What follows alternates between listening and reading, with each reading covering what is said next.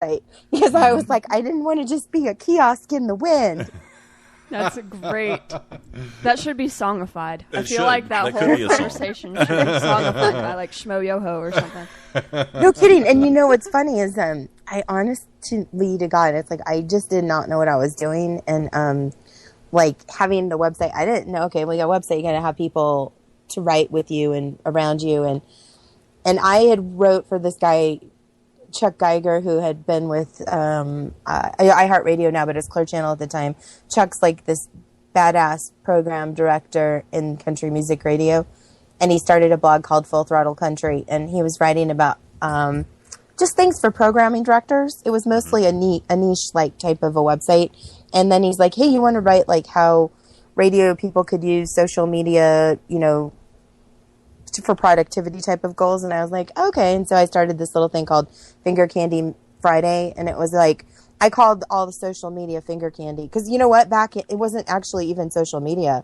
At first, it was just like, because I'm going back 7 years ago when I started this business. So you are a bit of a pioneer in the whole thing.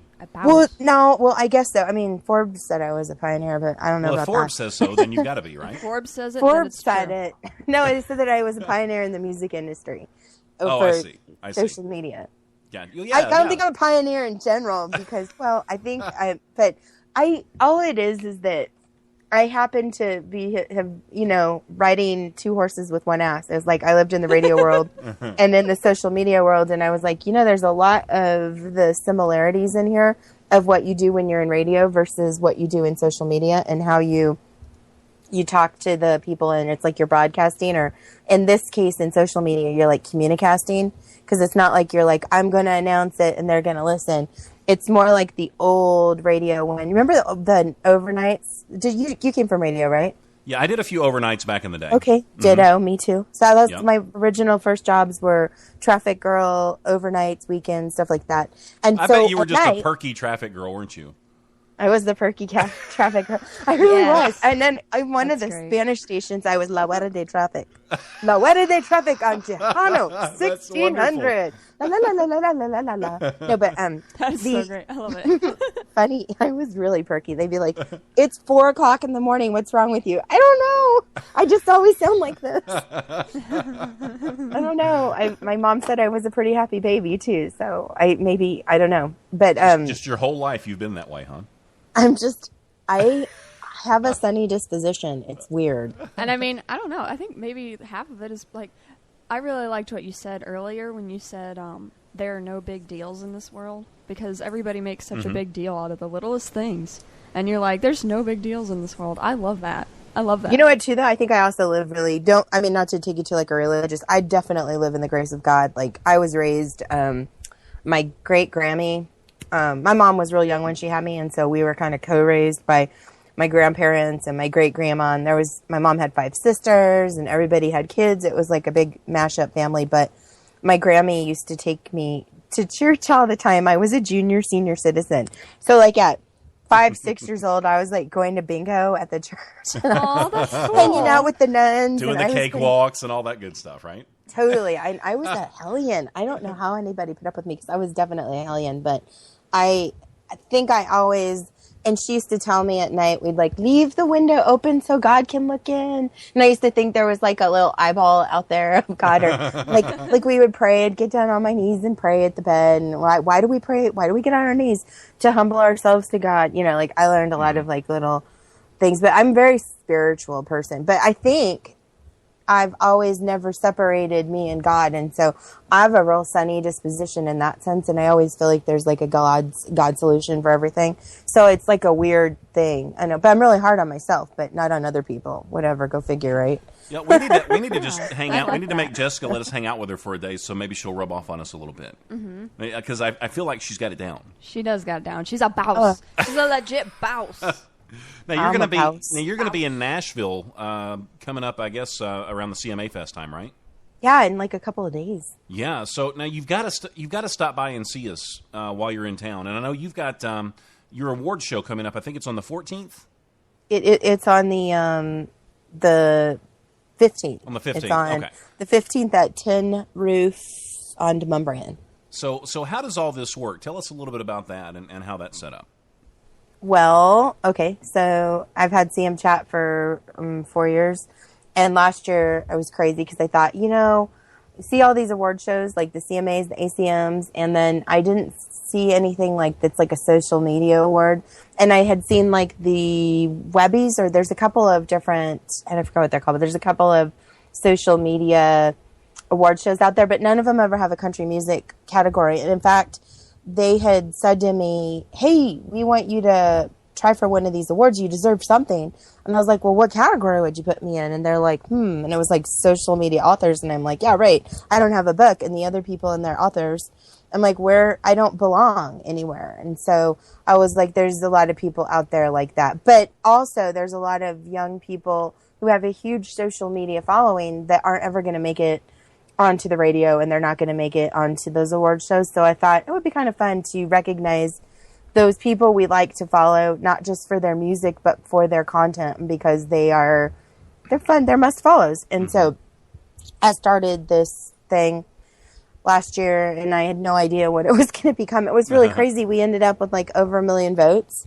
That's insane. That's great. And this year I had over 47,000 just nominations this year. Last year, the nominations, I did it different. Like, there's a lot of things I've learned the past 2 years doing it. Like, again, as much as I don't want to have a website, I don't want to have an awards show. So if somebody's out there listening to this and you're with a network, please, I would like to either partner with you or give this to you to take over. I'll just be the person on it. Well, it's so much work. Do you have any help? Do you just do it all by yourself? I've got, for this thing, I've got interns, but for being Jessica Northey, yeah, I mean, it's just me. I am, I'm one of those people that sleeps maybe 6 hours a night. I get about 6 hours and I'm good. No. So, yeah, isn't that weird? And I talk to a lot of people that are like that. As long as and it's weird, if I go to bed at midnight, I'll wake up at like 6 a.m., 6:30, And she's still If I go to perky. bed at 10, I wake up at 4. I hate my brain sometimes. Wow. So now, what all are you going to be doing at the CMA Fest aside from the award show? Are you going to be just kind of hanging out, or do you have other events?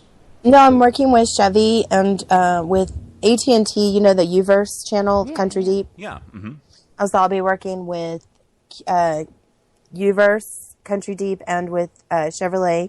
So basically, Thursday, Friday, Saturday, Sunday, I'll be doing some live streaming broadcasts from Chevy's. Got this glass booth right next to the riverfront stage by the train station, and SXM is going to be in there, and I'm going to be in there. And I'll just do live streaming like what you're doing with whatever artists we get through there that are at the Chevy stage. And then I've also going to be following along a lot of the women in country. So Country Deep started last year before the whole tomato thing started, and it became like totally cool to hang with women in country.